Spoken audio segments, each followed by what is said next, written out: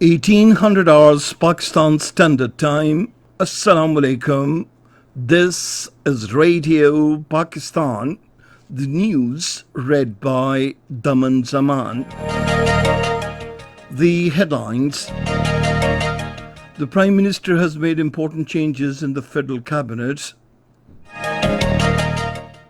Imran Khan expressing optimism over the youth force of demonstrating national spirit in this hour of need, directed to immediately make the force active at the provincial level. The President chaired a meeting to discuss the bandwidth issues in the wake of coronavirus pandemic in Islamabad today.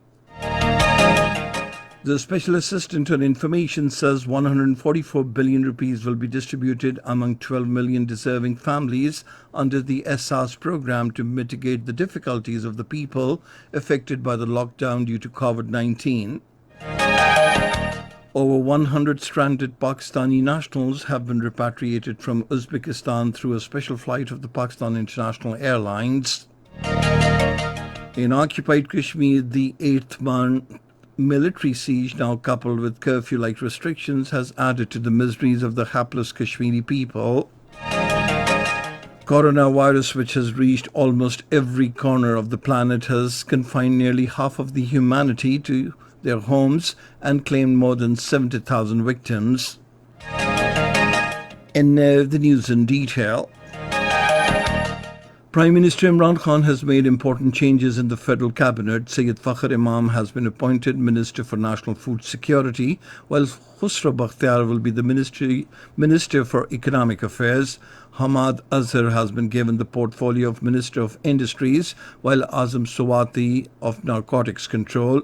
Resignation of Khalid Maqbool Siddiqui has been accepted, and Aminul Haq has been appointed Federal Minister for Telecommunications. Babar Awan has been appointed as the Advisor for Parliamentary Affairs. Shehzad Arbab has been removed from the position of the Advisor, and Umar Hamid appointed Secretary, National Food Security in place of Hashim Popalzai. Prime Minister Imran Khan has expressed optimism that youth will demonstrate national spirit in this hour of need. He was talking to the Special Assistant on Youth Affairs, Usman Dar, who called on him in Islamabad today. The Prime Minister said the spirit of the youth is appreciable and they should be activated at the provincial and district levels. Usman Dar presented the latest report regarding the Tiger Force to the Prime Minister. The Prime Minister, while expressing satisfaction, directed to immediately make the force active at the provincial level. During the meeting, it was decided to make the live updates of the force public.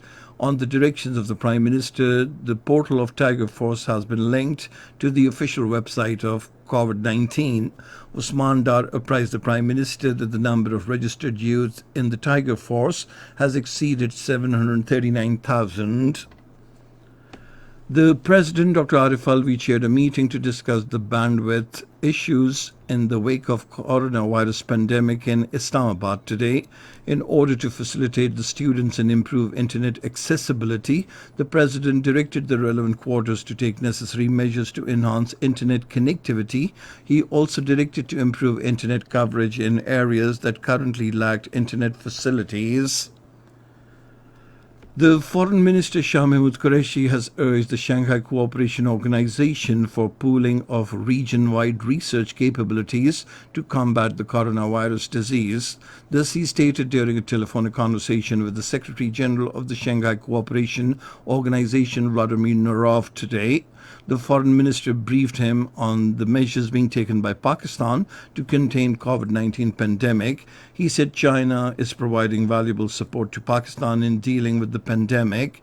The Foreign Minister informed the SCO Secretary General that in order to strengthen regional cooperation in South Asia in the wake of the pandemic, Pakistan had proposed a video conference of SAARC health ministers to learn from each other's experiences. The Shanghai Cooperation Organization Secretary General expressed appreciation for Prime Minister's proposal for debt relief and restructuring for developing countries.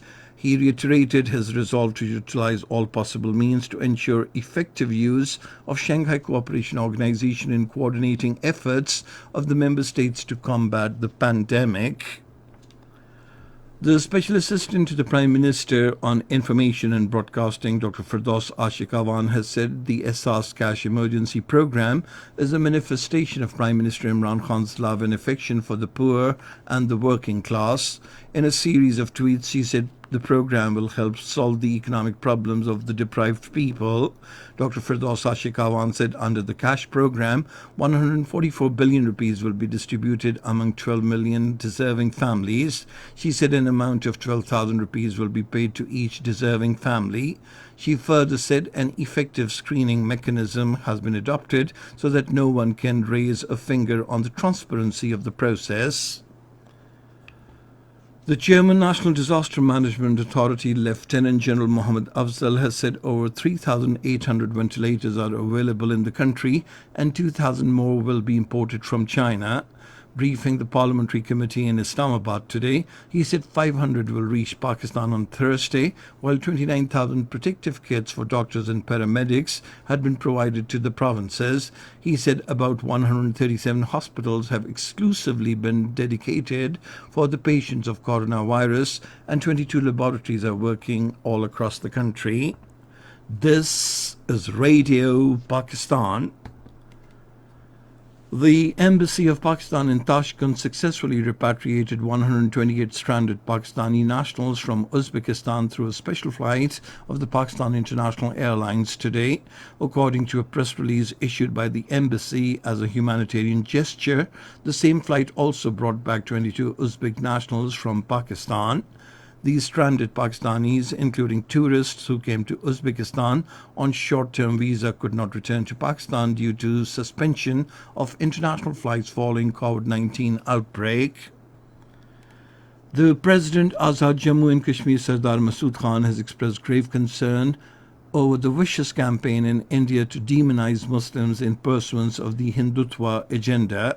In a statement, he said 200 million Muslims living in India are being stereotyped and projected as aliens, dangerous and even responsible for spreading the coronavirus. The Azad Jammu Kashmir president said prestigious international newspapers and magazines have exposed the Bharatiya Janata Party's fascist agenda to segregate and dehumanize Muslims throughout India. In occupied Kashmir, the 8-month military siege now, coupled with curfew-like restrictions, which India has imposed in the garb of preventive measures against the spread of coronavirus, has added to the miseries of the hapless Kashmiri people. According to Kashmir Media Service, the restrictions have created a shortage of daily commodities, especially life-saving medicines, putting the life of patients at high risk. The continued curbs on internet have also adversely hit mental and physical health of the Kashmiri people. Hurriyat leaders and organizations in their separate statements in Srinagar have paid glowing tributes to the martyrs of Kulgam, Kupwara and other Kashmiri martyrs and denounced India for massacring innocent youth with each passing day. UNICEF has expressed concern that about 430 million children affected by school closures in South Asia due to COVID-19 crisis are now in danger of dropping out of the education system. In a statement issued in Kathmandu today, vulnerable and hard-to-reach children may never return to school if they get further behind due to not being reached with alternative ways to learn about school closure during the school closures. The coronavirus, which has reached almost every corner of the planet, has confined nearly half of the humanity to their homes and has claimed more than 70,000 victims. The coronavirus has now threatened Americans with their hardest week, and in London, virus-stricken Prime Minister Boris Johnson has been shifted to a hospital for tests. Queen Elizabeth II delivered a rare emergency address to urge Britons to remain united and resolute in the face of COVID-19. On the other hand, Japanese Prime Minister Shinzo Abe said hospitals face a critical situation and emergency could be declared soon. And finally, the weather. Rain, wind, thunderstorm is expected in Khyber Pakhtunkhwa, Potokar region, central and southern Punjab, Islamabad, Kashmir, and its adjoining areas during the next 12 hours. Dry weather is expected elsewhere in the country. And that is the end of this news bulletin. For more news and analyses, log on to our website, radio.gov.pk, and you can also watch the live video streaming of our bulletins on the link, facebook.com/Radio Pakistan News Official.